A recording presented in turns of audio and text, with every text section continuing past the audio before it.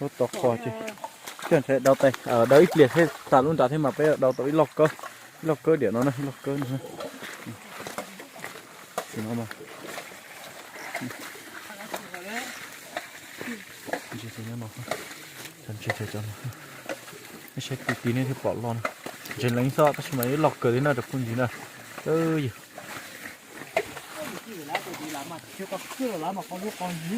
đó tao sẽ cười nữa này cái số bút tao sẽ à ô sao cười liêu à có to sao tông cú đầu hết to thay cú rồi rong á cú đầu á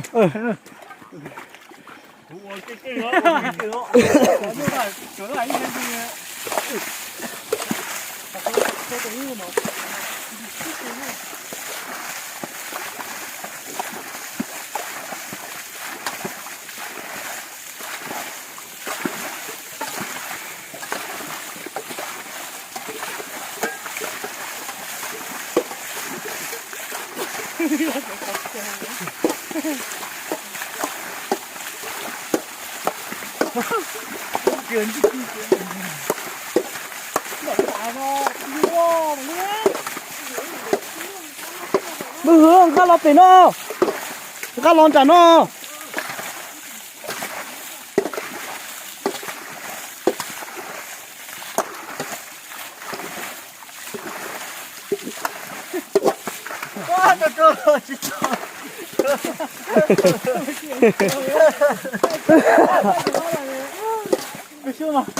à sao nó cú bị gì đó sáng cười à vui à mà sao tao có lươn nữa chứ nó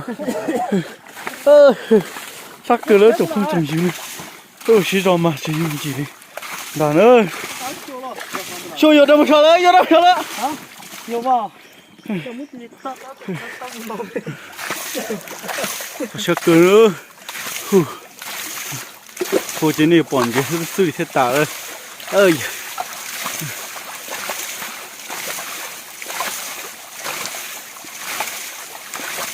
cái mà trầu tủ nữa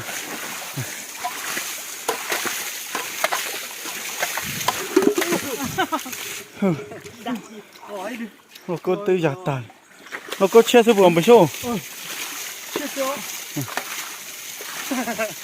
to sao có to hay có to mình chỉ cứ được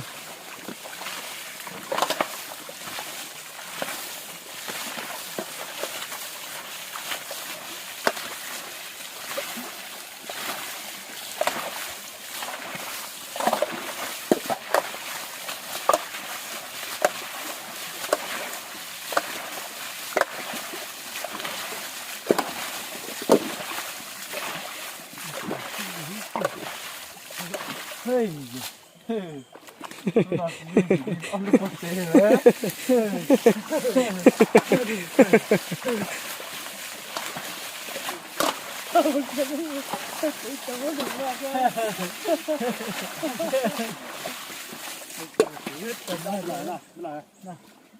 anh hứa sao muốn đó đi phải con lộc bay bên theo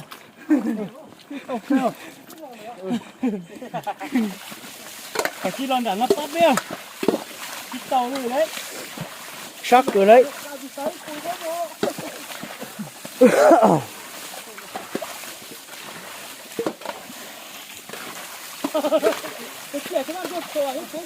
anh hứa chúng tôi cũng thấy đâu chỉ tàu tận nào rồi chú chúng ta thò lên chú thấy không sắc cửa đó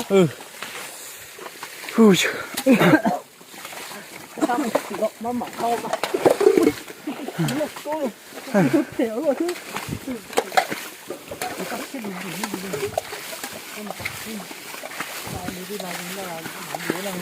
hả nó lại chưa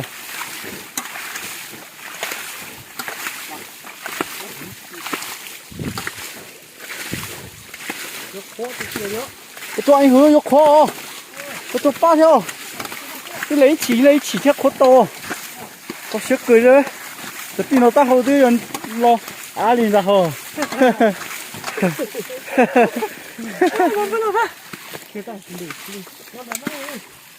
Cho một đò. Ôi, mất cố đi hả? Cái con luôn tới một xưa. Bắt đầu nó tròn. Mua men giờ kia nó chỉ ra anh ơi. Có kia nó chỉ ra mà. Có một cục tơ à? Có một cục tơ à nào? Ok nó có chỗ này cũng. Ok. đâu thì cái kỳ á.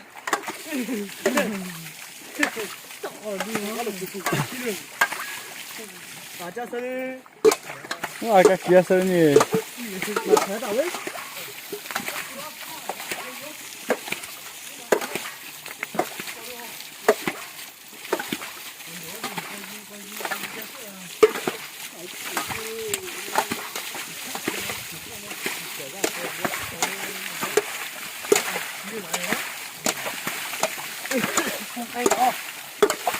Thầy đó ta xin mà có đông đá mình gì anh hử có đông kia này có đâu một sát nào à?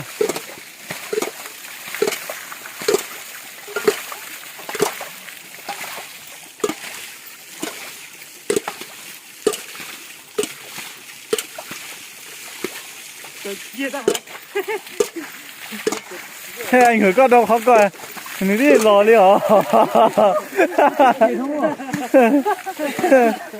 Nó cưới rồi. Trời cũng mà chỉ hơn tôi ta cũng Bây giờ chúng tôi đâu? trời. Sao ta thì. Trời này. Cái cả. Trời ơi vô. Anh buồn lại.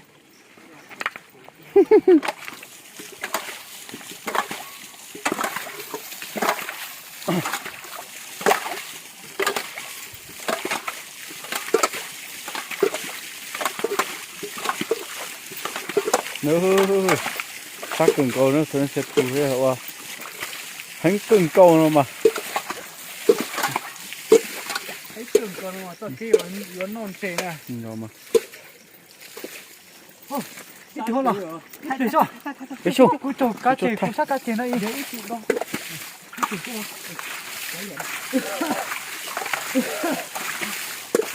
Nó hắn cứng đó, tụi nó thọt đá nó mà không muốn chỉ cứng. Hả? Không may là chỉ sao mà. Ăn tự nhiên.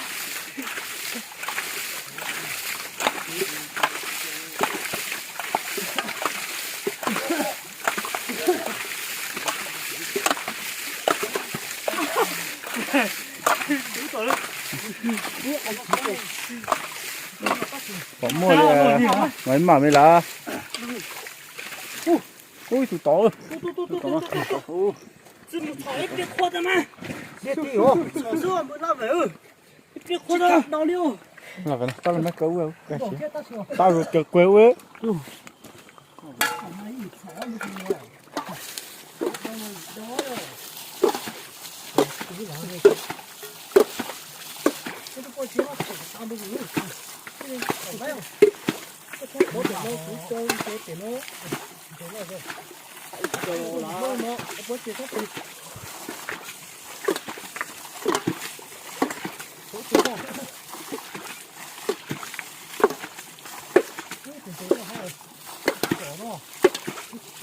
Là về cái một con thì mấy xóm con này thấy cái rồi. Nó nữa nó. Nó con gì cũng buồn to. À, coi chơi, khổ nó lo. Khổ. Ô, khổ cho chẳng mấy tớ vừa. Tụi đi, tụi đi. Tụi đập hai mấy tớ là. Ô, à, tụi nó. Hả? Tớ tụi nó. Nó hay dùng đầu lúc con dùng đầu. Lại cái đó lấy mấy. Ui, tụi lóc cười. Thôi to tiêu. Nó cười đi. Nhân được con lư. To.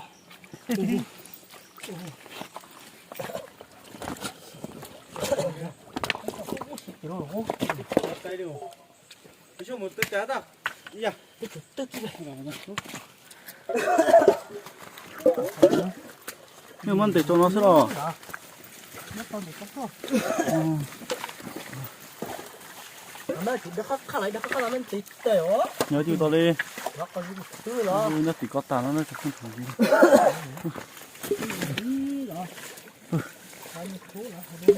Cặp bọc cho thì làm chi.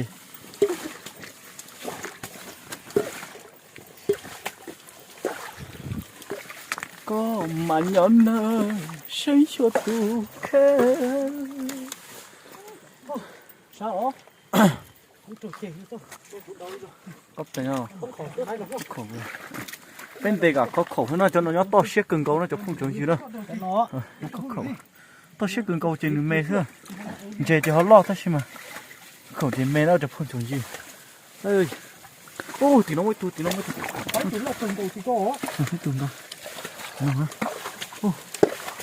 ô lọt đã có chưa mà thì nó cái tụi khổ hay mình thì tụi khổ chơi hết nó ô số trâu nó hơn không được có mà số trâu tụi nó sao tùy tàu cả trâu nó nữa chụp hình nữa để tàu lên hết ta xem cái lọt tàu tỏ thì tới tàu nó nữa tàu lúc ai gì nữa chứ thiết tàu nó cứ thế này chỉ dọn đua chụp hình nữa xem nào ô lọt cử lên nữa để cái tàu nữa lọt cử nữa không để tàu xuyên thì tuổi ấy nó khỏi chết cú xí đọt thon này trong gì à cú xưa nó mà cú xí đọt thon hơn nữa ok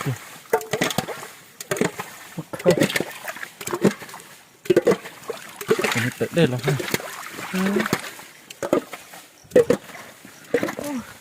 không có gì mà mình không bây giờ mới bù hết có máy to đấy máy to nhỉ cứ đừng cứ đi xuống sao máy to nhỉ nó mới tàu nữa cái này con té tí tờ kẹt tí nó nữa sao mà tí nó kẹt tí đó đó cái chuyện tàu nó mà mẹ nó vô nó bị đó là số tàu tàu cho nó sang rồi tao nó chụp gì đây để kẹt tàu thôi tao tới tụ chụp đi cái nó thế tụi có gì giỏi tụi thọ có gì giỏi tụi muốn ra tụi con mày đó tụi muốn chụp mày tụi nó xếp vào rồi xếp tụi nó bỏ rồi bỏ xếp nó có sự việc gì nó mới thấy mà không cho nó à xin lấy xả tiền ra thế rồi không quên từ anh xem có gì là mà bao giờ chỉ là ô tụt ta đi đi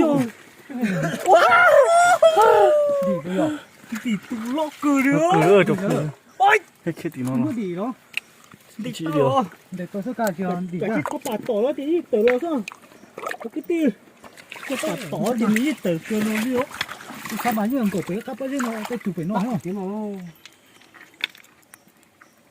nè tốt rồi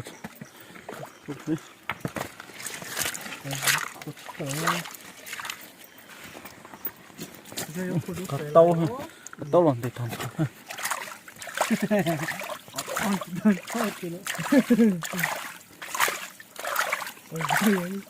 còn rồi là đã bị thay như nó từ một thế bị thay này cái chuyện tính ra còn như thế nó một tí đi được không còn cái nó một tàu nữa tàu trời ơi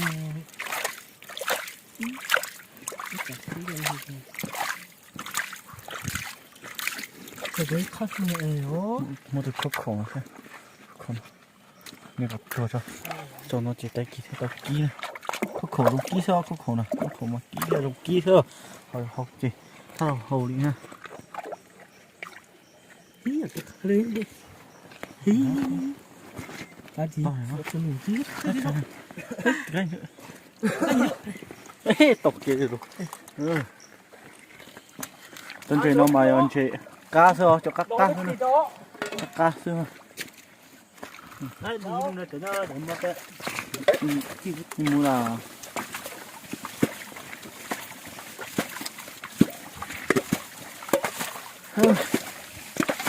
chơi tàu tàu nó mệt rồi cái tàu này bên để tàu nọ thế là bên để có quá này quá thì bên sám nọ thế bên để hủ nọ hơn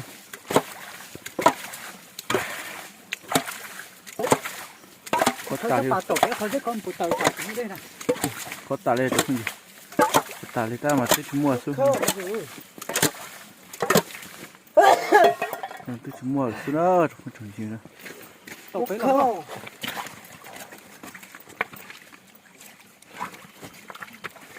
trên cổ phải tên nó hộp ta trên cửa phải con nó đấy trên cửa đi nó mà cái mà nhớ cái đèn nó được chưa chơi thích mua liền lô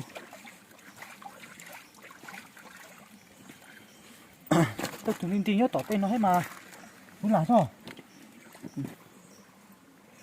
chỉ có nhớ nó thì thôi mày đi tỏ tên hết thì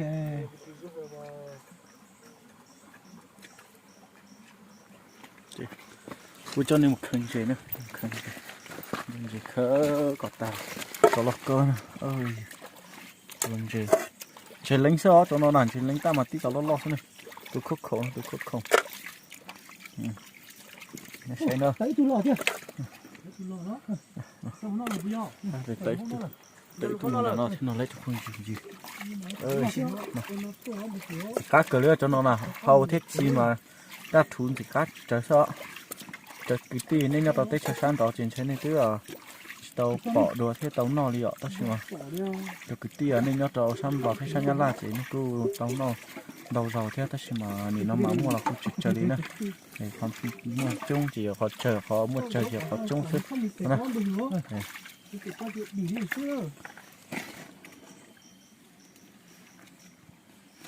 nó khẩu lấy cá tàn thôi cho nó chỉ dùng cho khắc khẩu nhá tòn trong á vậy cho hà dùng sức chỉ là cá thì nó chỉ không trồng gì đâu tôi chụp bỏ mua rồi cuối cho nên một khờ cọt ta cho nó tí xíu đó không nè nó tí xíu nữa xe rồi lọc cửa liệu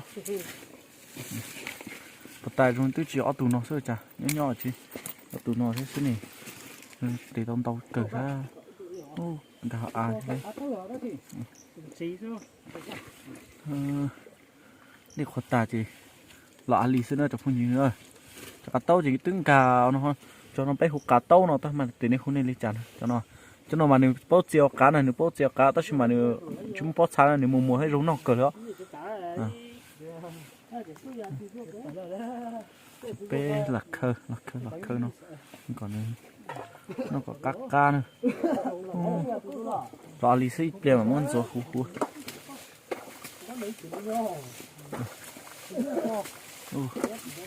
gà họ ạt ta đi nó cũng ngon ui tung trên gà rồi tung trên nó trên ta rồi thì tung gà to cười luôn chứ không trồng chưa ôi cá tông cá tàn tròn đặc nó trên gà nó theo chỉ dùng cá là hố theo bố ta lấy khất tú tao rồi đến chỗ đây họ tí xí thế ở trong này mua mì nó tán là chụp như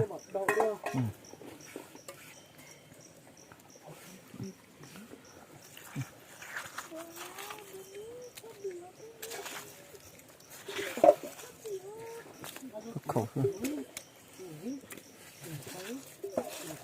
chúng mua lỗ điểm rồi chiếu xa thì tà đó chụp như tà đó thắp bổ mùi có chỉ bổ mùi kìa tà đi nó chụp như nữa tại nó sợ tao nó hết ta chỉ cho có bể nó nữa có bể nó sợ bể nó mà cho nên một có bể nó tí xí thế chúng mình chỉ để đó hỗ trợ chứ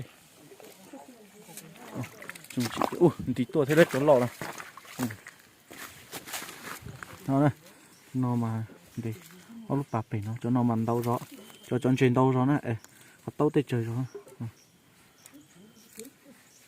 họ cú sáng này ít cú muốn dầu hú đó này dầu hú cho nó lọc nó này say nếu tôi chỉ tao lọc cơ là cho phong dữ tôi chỉ tao lọc cơ thôi mà nếu trong trong nào thế nào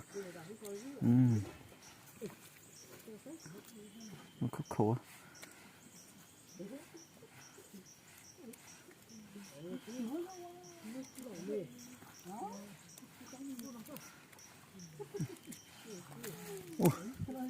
hình cử đi thế đấy đã nó hát chỉnh trên nó lấy chụp gì à chơi tít tà không nó số bộ á lực xua vào thì ta xem mà cô tàu chín tàu đi thế đấy chụp gì đấy cho anh chị hạ rong sữa nó bộ bể to sẽ cứng gấu nó chụp gì nhưng mà nó phải chụp cái tiếp mình thấy tới chụp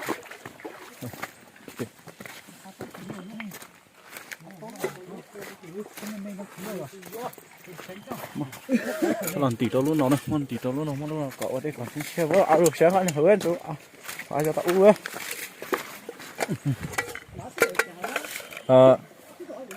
tí tổ à mà khô là lo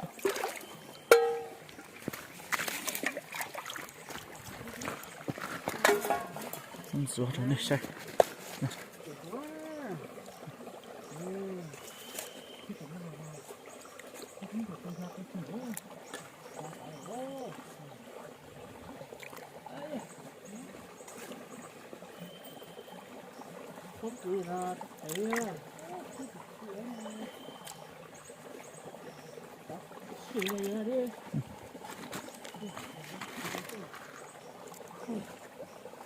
đặt thủ xưa chụp không nhớ chỉ mà chỉ trò nữa cho nó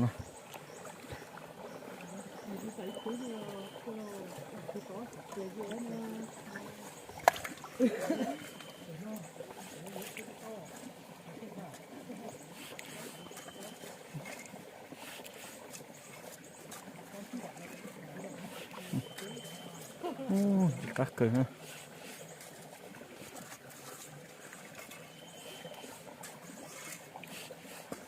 còn gì khác nữa cho nó là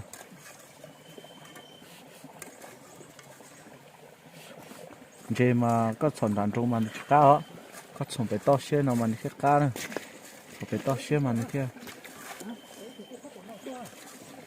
hay à đến nhau phải to xe mà đi cá rồi thì có một giống đàn trâu no nó cũng chỉ cá theo chụp không gì thế mà có sỏi đàn trâu non phải to xe nó phải to xe mà nó cũng cá hình theo tà luôn tà kia luôn chụp không gì không luôn nó cho mình sửa kịp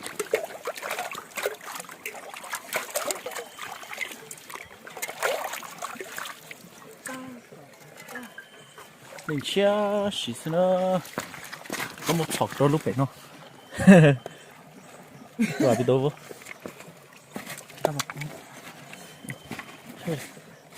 có sọt cho bệnh nó được nữa sọt lú trâu lú mà đi có sọt nó mà thiên gió tàu khu ăn chè nè ok tôi chỉ bỏ luôn mấy cao đi lo luôn mấy cao sự xuyên chỗ thế nó lấy cho phun dừa ôi dừa một trăm bỏ hết rồi nó so sánh chẳng hạn vì tôi chỉ bỏ hai rồi tôi thổi nó chỉ là thì tôi lo luôn mấy cả thế đấy cho nên nó là khát thấy nữa rồi tránh chơi tôi bỏ hai luôn mấy cả rồi nữa ôi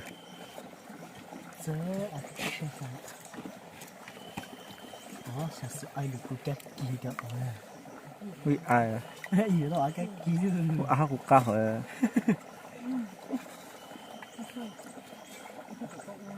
tụi mình nó nói gì tây tán thôi tên gì khác này à nè chia sẻ sự chụp hình gì nó mà thấy mấy món hậu kiểm mà thế này nó cá chụp tao đi rồi không có tiền sao chị cái xong thằng mai luôn của chiêu ấy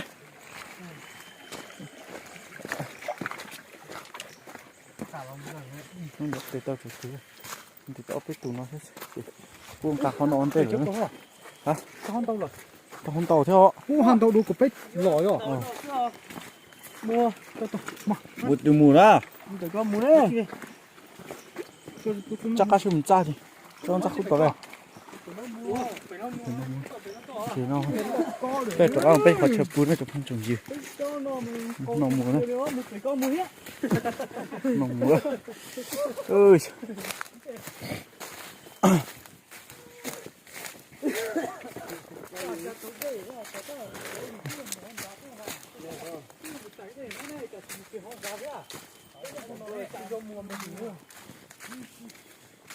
nó mà cũng tới chỉ tới tay nữa cũng tới cũng lúc cũng thành sao rồi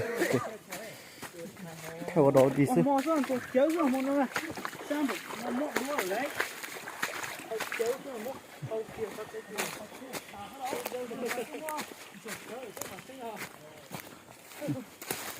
ơi sạc cửa đi nữa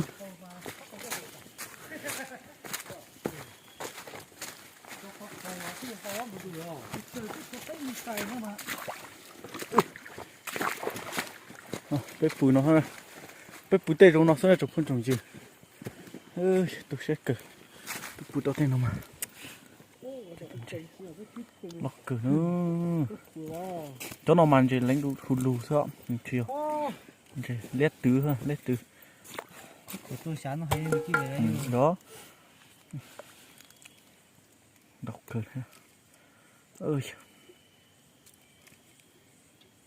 không tao cờ liô nó chỉ tao nó mà đi tè tới chỉ luôn á đó chứ tới chỉ luôn đi tè cú tuần đi tè tới chỉ luôn á nó sẽ sao là một con đi tè tới chỉ luôn đọc cửa chụp gì mà nó phải thật tôi trên tao cờ lên nữa tôi cho nhiều sai khó có đi chặt ha ô khó có đi chơi nữa ô cái coi bao vụ đi mất cả bao vụ hết chặt bao khó có đi chơi cho bao vụ thôi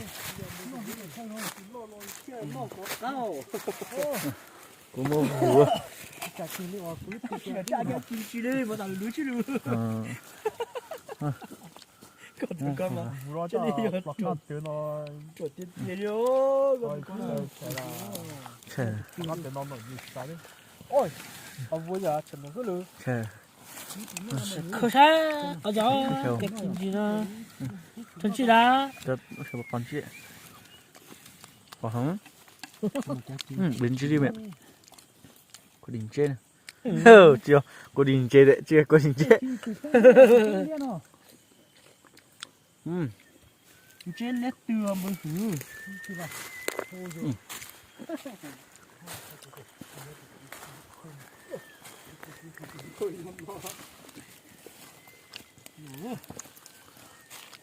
nào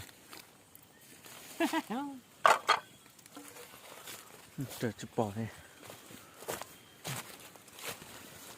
tên nổ nơi của đỉnh tay nó cái đỉnh đánh chiều nỏ cắt nỏ cửa cửa cắt cửa đó ta không chế nữa ta không chế nữa sức của cắt kia nó nổ sao nó khô đi mà ta có cho ít túi xuống đi tôi dễ là có cho có khắp bộ đùa thế à ốc cửa có tủ đó bây giờ người á我亲自不笑了你。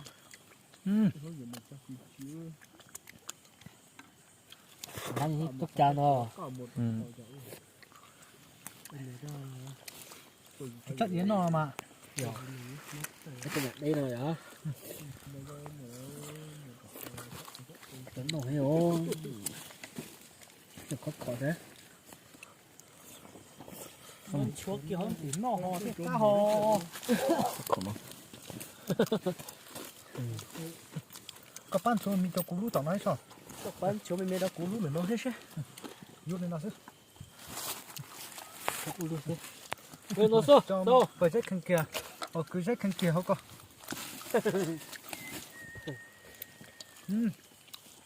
Ô cá cười rồi.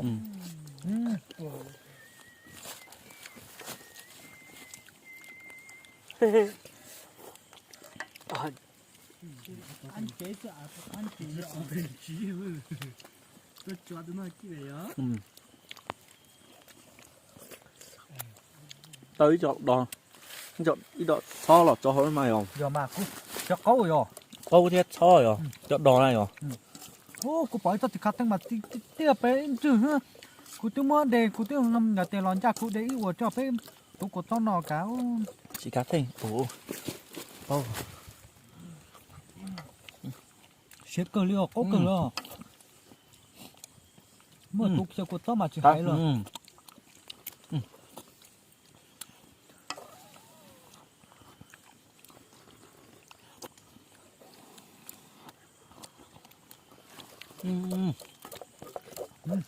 có đỉnh trên mà trên ở rốn đỏ thì luôn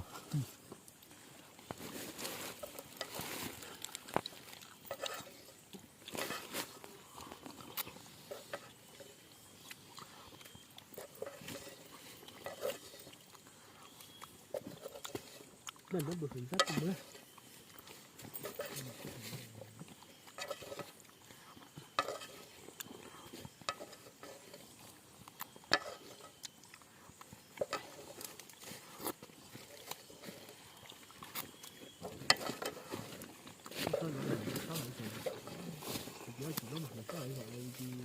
đây là một sợ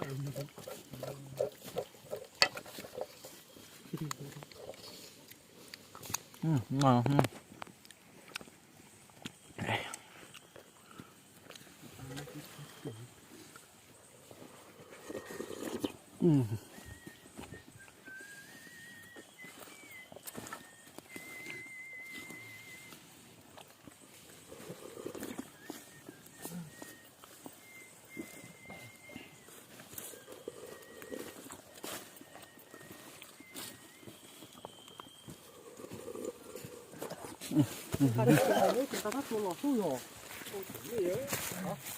Cái số phải nổ hả? Vẫn nổ hả? Như phèo rồi không mà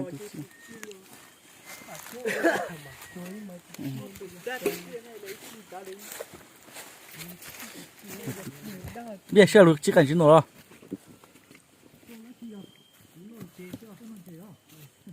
Có cái chi? Chỉ tụi nó hả? Nó. Hả? có là có na phát là cái con nó cái từ phá qua chim kia hay gì vậy Quế bung hỉ. lấy phá qua chim hơn cũng mà cũng ban này lấy phá tới này sâu nên nó sạch thì xem được cái xuyên là gì có lần có ó tụ hỏi lên chỉ tụ hỏi. họ lọ cái tiền mà Cho. ui không mà có cứ hai đi con mà cũng kéo từ thế nào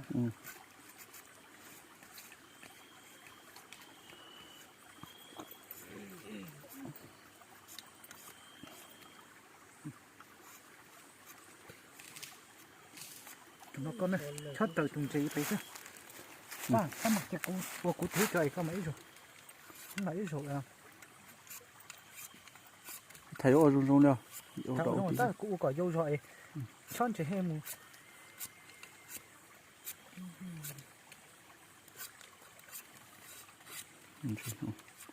đúng không? Ui, không thiếu một lọt gì nó nữa. có tông lia sao rồi tông lia Không cho nữa. Đâu. Nó còn trâu mua chụp hình gì đó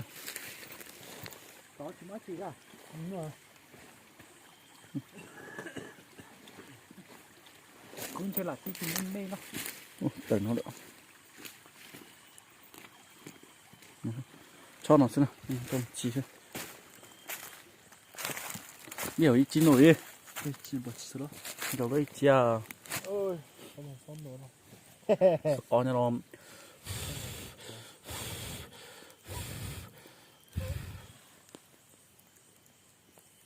ôi chọn chỉ non chỉ tỏi cơ mà chỉ tít tệ khâu chân cầu leo rồi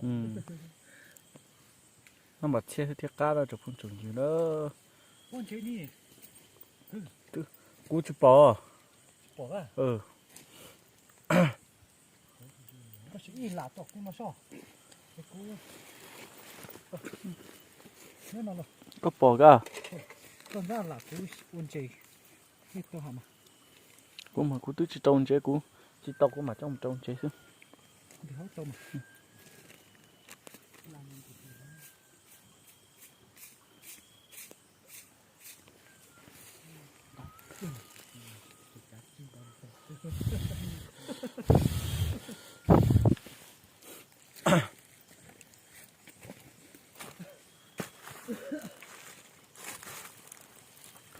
Chỉ nó bò trâu thì rồi.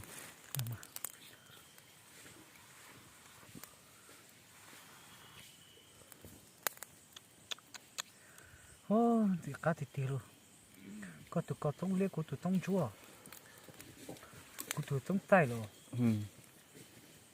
thằng cái tụi nó có thì có cú rồi tụi nó mà Cái tao nó không?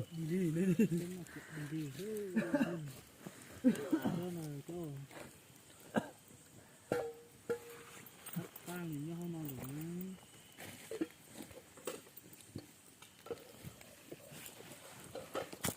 bỏ trọt thì sẽ chụp phong trồng dừa rồi chụp tôi lại xìa rồi tờ màn cho pha lu bỏ trọt thì nó tôi sẽ nó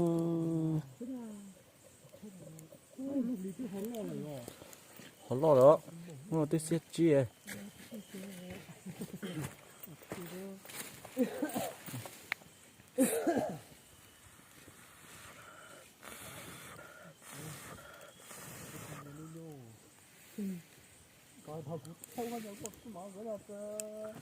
mà má thì để mấy giờ show đá sự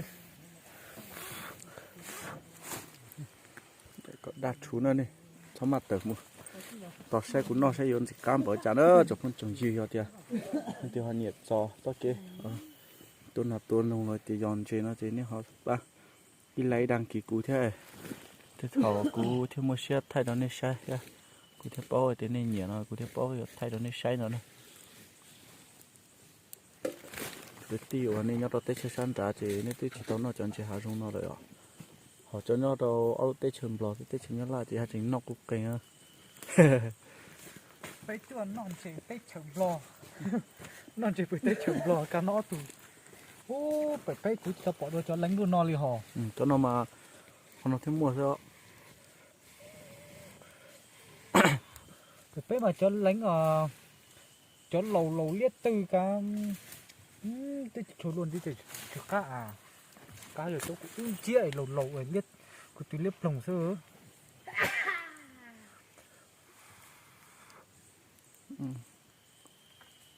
chút chút gì gì chính chế mà gì khác cỡ chụp phong dừa giờ tiền không có rỗi sai mình sẽ tê nó lò rẻ như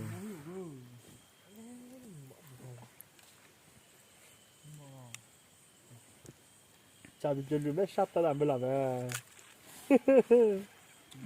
có sẽ nên bỏ trọt chỉ sao bỏ trọt chỉ ô sợ dưới lạnh nha thì sợ đấy câu lá chi cái cũng lợi đây cũng lu khó nằm đó này xếp tới mấy môn trường của rất tới nè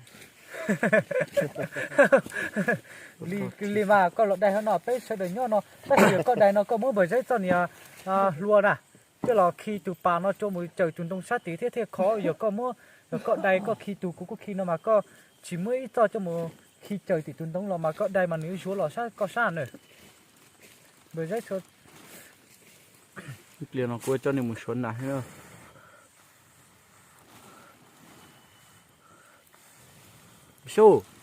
Bishou này mới sai là thì mua đó nè chỗ gì nó một số kia sư mò mong trông để con mà cho mò nhờ mà cứ chỉ mua cứ giấy số mà cứ cho cứ giấy một số cứ một số cứ lút tí thôi chuyện làm mi ở cứ cho mà lỏng rồi cứ cho mà cứ giấy khâu lúc nào hòm tí cả cho tệ ha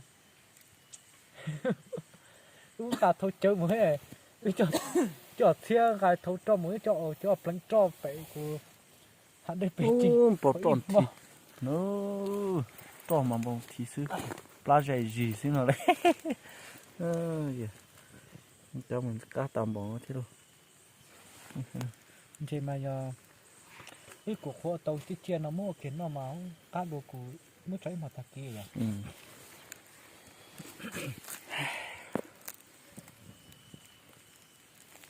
cậu có chỉ theo quên thì con chơi có một suất thì mò đâu có một số nào rồi số nào có cho chụp cao tôi chỉ cho đi chúa hò cho một đào tam bảo đi chúa hò nó tôi chỉ cho là hò chúa này tả khổ chế nào đâu thì phải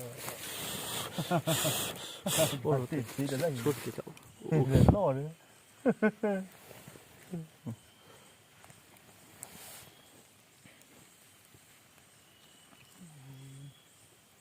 chứ mà sao thì là cái như họ mà là apple là gì họ đưa biết mà mày tôi chi mà cha tới mà đó chưa ô tôi luôn mà luôn tụi một cứ tới hết tụi em muốn chứ na nhiều màn nào bây giờ phải gọi đứa ăn Việt chủ nhật đi cơ có đời cái tí sổ tí có tí cái ấy nhiều tí mất khi cứ to tuột tuột rồi mà bùi ăn sao thọp có đấy ô bộ trọt xí chú chúa tôi thì lón nào xú xóa không xin khô quá cho khô hương cơ mà chưa bố lên nhỉ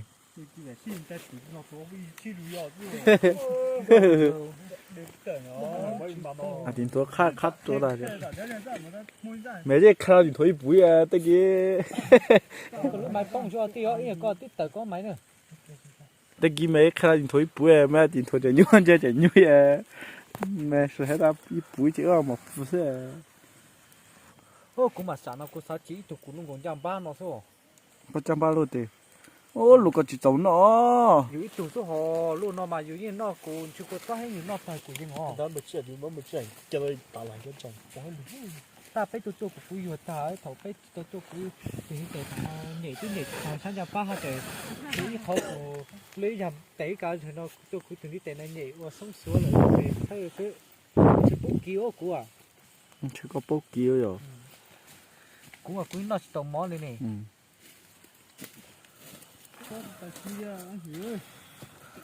cũng giờ cũng mốt cũng sắp có tờ nó thấy nó cả thấy và nó chỉ đau nó cũng nó chỉ tầm mỏ là một hứa cái mỏ nó mà chỉ cái kia đi một con đi thế đấy rồi nó mà cũng cả ruột ta đi mà bỏ cá qua đi ta xí mà ta còn thấy dù cho cũng không biết tôi chơi rồi nó biết tôi bỏ cá trò rồi ta nó còn chỉ rồi ta cũng mà cũng mà nó chỉ ăn mỏ kia đi đấy tôi hỏi rồi mà cũng ruột cứng rồi đấy nó trong cái mà hay là chỉ xe đi đấy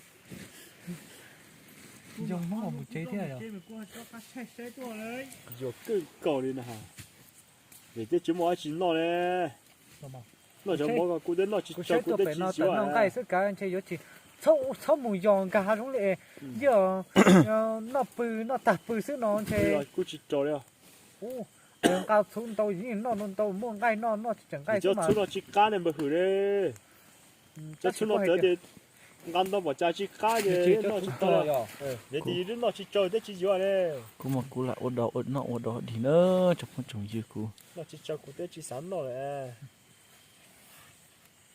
ô cũng mình chỉ là nó thì con đẩy ra mà cái liệt con nó mà sao nó mà con nó gì nó à đây nó mà cái chín nó à ôi ghê cái liệt ấy đây kia mà nó sao nó đây nó biết con nó cần nó mà cá liệt à ô thử gì sao ô được cá cơ tôi sẽ cuốn non đây hả có cái chín nó mà thôi con này chơi cũng phì đấy ô cá thịt tiền luôn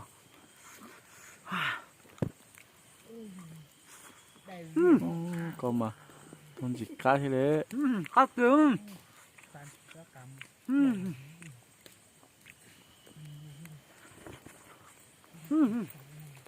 tàu thế nào đấy bây giờ cá cừ liêu ô có bốn nó cú tu không tu tiêu xé thế chứ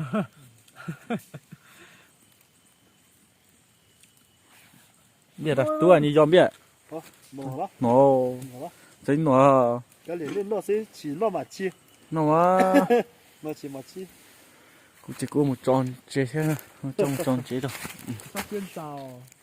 anh hử một con thấy chơi cho là cú sa mê mê xe thế đó mua là để cái xa này của sâu của nhỏ ô mũi không lợn sẽ chết nhỏ lọt trong con gà thế mà nhỏ là có khi nhóc trên có khi mua hậu tà cú bỏ ra nó nó tới là cái tà với cái gì bỏ thì có khi cái chính nhị tàn thôi cứ lấy cột so được cũng ở trong chỉ đùa đó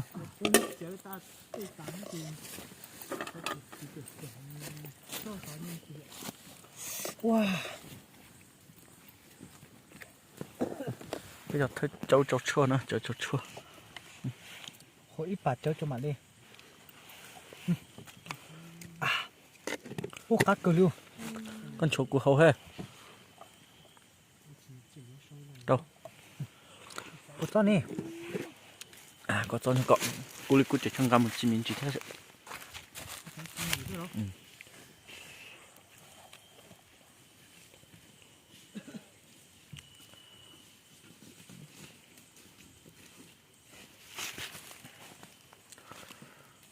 Chỉ sẽ hỏi xây tận nông bia á. Chỉ quay video hỏi xây tận nông bia. Chỉ cũng như to sỏi đó. Có bộ hồ ba. Hỏi tệ mà. Ui tệ đó. Cú học bê tệ của mà rong gió. Đâu. Để chị đâu. Để nó to. Cô chân chơi hối tệ mà cười chưa.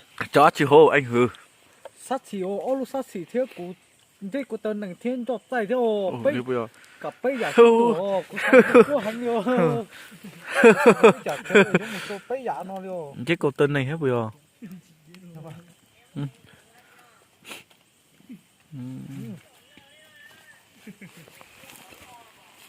Ôi. Nó anh hừ. Nó. Ô con nó sữa cô tên nó cũng thích hả chứ con nó sữa. Chẳng ngờ nè chỉ muốn cứ tao luôn khi đây thì nó theo.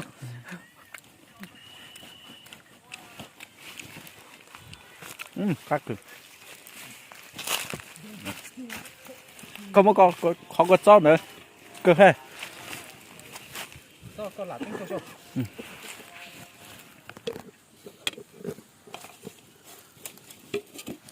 Có gì thay cũng nó ha. Có nó.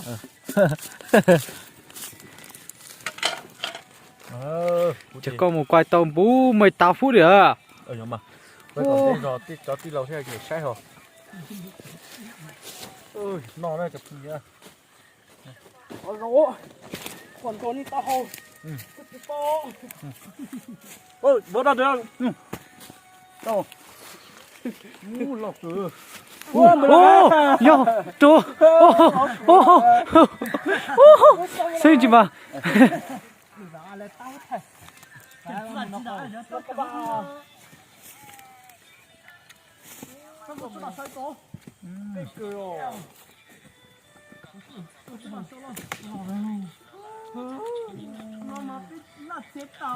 Khá là muốn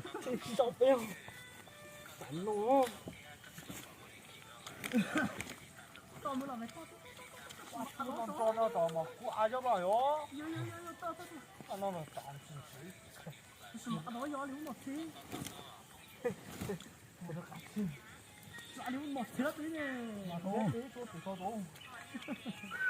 tác cầm Mơ cứ chỉ một sao. có chi mà Bây giờ này chỉ tụi chỗ coi tao chỉ sao? Có cái chỉ tụi hết rồi. Hay chỉ nhỏ à, một thấy mà cứ ha. Có tí là xí mua xí rõ thế, hay sợ tao chỉ mang thế. Nó là muốn hả? Nó chả được. Hello. No. Chả được. Đây này, chỉ số. Đó. Tầm nhất đúng không? Bây giờ là sao bảo mình nỗ là mình nỗ hết. Anh hứa có ô cú lồng một số cú tròn xe ha. Phụ đây. Nó kèn được con không? Cú chỉ tàu luôn à? Giờ mà nhớ kèn con không? Tàu lùa trên hu này rồi. Nó cú bao số chỉ xuống tàu lùa con đây cua. Ê, con tên ha, con tên này. cú nó nói ta. Mấy số chim mù nè. Mấy số chốt để u rồi. Hả? Ai có chim mù. Có chim mù số anh chị. Mua nó bếp số. Mỗi một số kia cú luôn nhóc kìa con. Có bữa tế Con cú cá cuốn đây tao. mà có tính rồi. Có gì tính trong tủ bây giờ. nó to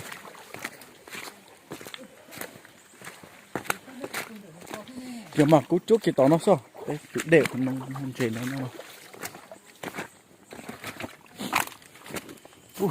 nó bể hơn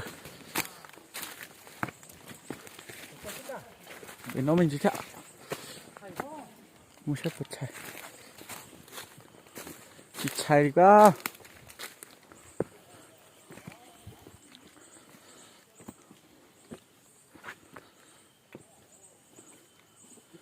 chỉ chai đi à cái sông luôn nhóc bể cọ cho nó hơn ta chỉ chai cứ chỉ bỏ bể sông luôn mua bể sông luôn nhóc đây thế nào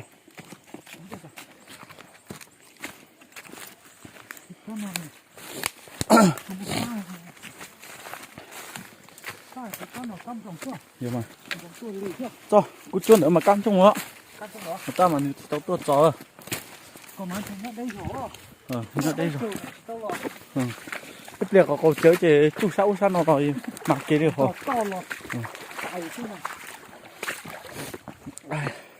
mỗi ngày thằng chị tới nó phế nè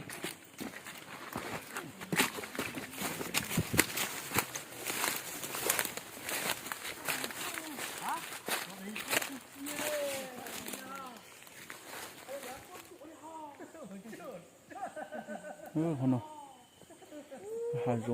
hà rong nốt chết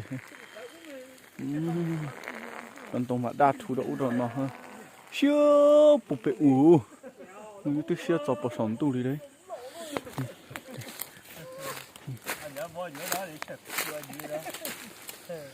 cho từ lâu nhớ lại cho không cho gì mà từ tí lâu chỉ bù vó ở từ nó chỉ bù vó cú chỉ cú bù họ nó sao cú bù ăn sao cho không dưa cú mà cái gì nhỉ dùng cái gì chơi cái bù vó hết chơi bù ăn sao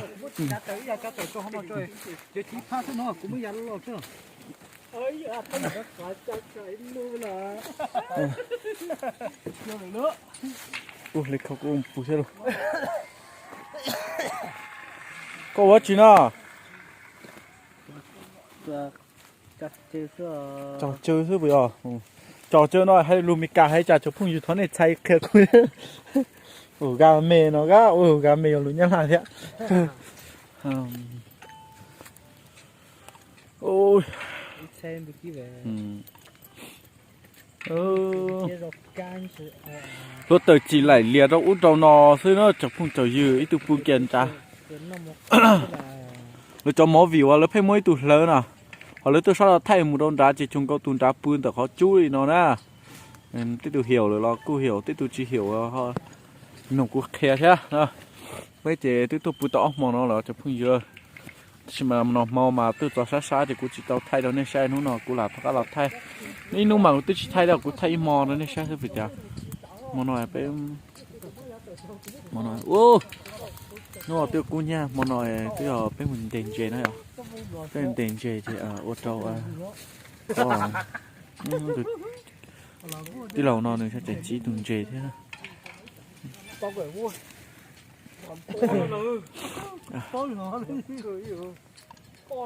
đến chơi thì cũng thế này ở thay đổi này sai nữa cô ta cũng hay chơi ra thì cũng chơi mua hủi nữa ta mà cô hay chơi gì mù chơi gì cô cho luôn cô ta này cô hay cô chỉ hay đó này là cô sao mà cô thay có cháu ít số mông rồi này sai nữa ít số mông có ít số mông điểm nữa nè thay có cháu ít số mông rồi này sẽ được xuân xe từ sai ở đây thì sai tổng tệ nữa nè thế mà khi con đạo nó đấy khi đạo nó giờ nó mà giờ cứ cho chặt tới lo nó mà giờ ôi cút giờ tôi mà giờ cút tầng chạy thế nào đấy cho phong gì tuần đạo nó hiện đạo nó thế tầng chạy theo yếu một đời lọc khiến đạo nó có thể cú pu họ nó sẽ cú chặt pu theo cú pu họ ha cú cú tung kèn đó cho phong gì cú chơi hay trò tung kèn nó chỉ tung kèn thế ta xin máy cho pu sỏi chụp pu hậu mà thế thì cái tàu chơi vó lại ở lúc nào cũng lúc vó pu sỏi ta mà vì lý do có thể chụp pu sỏi vì cái chăn tung chỉ thế này chăn tung chỉ sẽ cũng pu sỏi chính nào pu tết chế tụi mình tuổi ông pu xe tam bội không từ tàu tìm ra cái dòng phát từ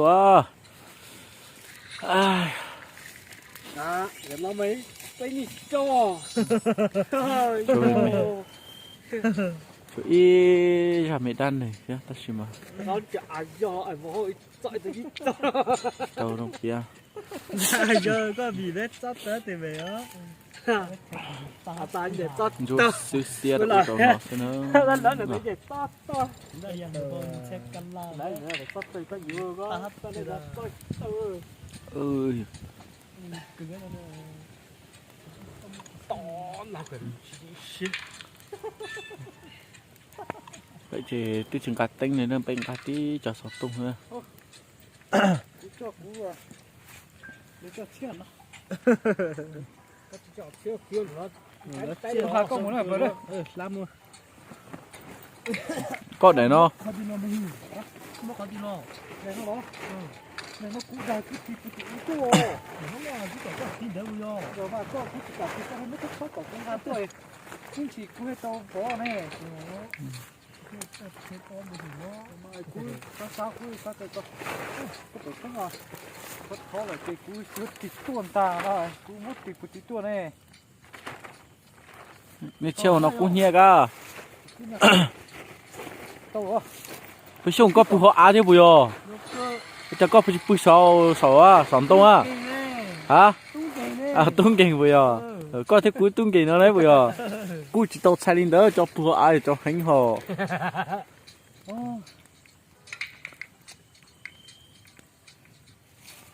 khỏi chỉ sát tay này rồi phải thông à cứ phải tao cứ thằng cái chị ăn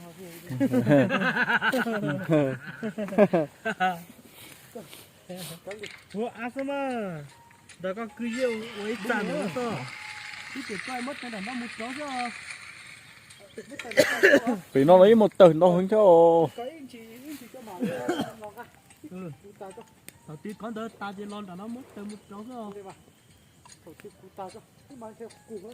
bây giờ có chỉ thấy ra đan này cho phương nhìn luôn ha wow thầu một cho tụi tôi giờ hai chỗ đó tụi tôi chơi biết cho ta mới dễ ôm bồi xuống nó chơi chỉ thả cho trên chay nó thả cho ít thôi cái gì lo đó cứ chơi hả lo đó thả cho con mấy số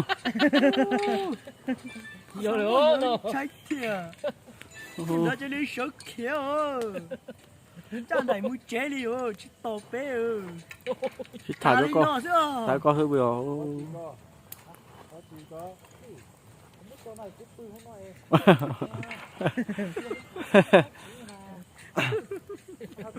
trên chơi trong phong trồng dư thế trong nhiệt cho chỉ số linh xe túi này túi trở của các bộ thỏi lọt cho tán nó thì của này lọt lụt trầu thế tới lúc khi video nó này cũng trở của cá lò sòng cầu cho ta chỉ nó trên chơi cú yo มื่อ lúc khi video nó sòng kia cho ta chỉ nó kia thế xứ anh này số linh xe túi nó này xót xa lấy chả nên cho các chỗ nhiệt sai cho cha cho nhà mà này cho các chỗ mình nhiệt lại nhiệt đăng ký bút cho cú thế nhiệt số phải lại cho cú thế ở vật thì cú thế đi mua xe dùng một thay bút cho nên trên xe tụ tàu nổ nó nữa bây giờ nè trên xe tụ ôi chà này cú chuột thằng này xe tụ nó cá nhau trong xứ nào nữa chỉ yêu khâu ở trong xe thì ở cá xe thế nó nữa còn nên lùm này tờ ba chỉ lùm xứ ăn bự xe nó nè, gió thải nó xứ nó nè.